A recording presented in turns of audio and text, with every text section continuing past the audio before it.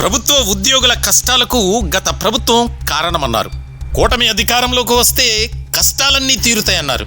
తమది మాటల ప్రభుత్వం కాదు, చేతల ప్రభుత్వం అన్నారు. కూటమి అధికారంలోకి వచ్చి 19 నెలలు అయ్యింది. ప్రస్తుత రిటైర్డ్ ఉద్యోగులకు చేసింది మాత్రం శూన్యం.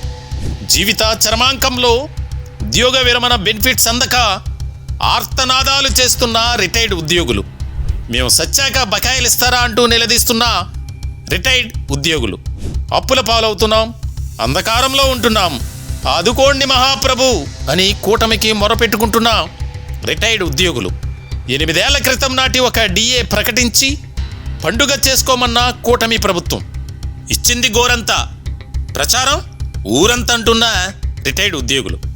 రిటైర్డ్ ఉద్యోగుల సమస్యలపై నెంబర్ 1 న్యూస్ ప్రత్యేక లైవ్ కార్యక్రమం 20వ తేదీ మంగళవారం సాయంత్రం 5 గంటల నుంచి మీ నెంబర్ 1 న్యూస్లో. Don't miss it.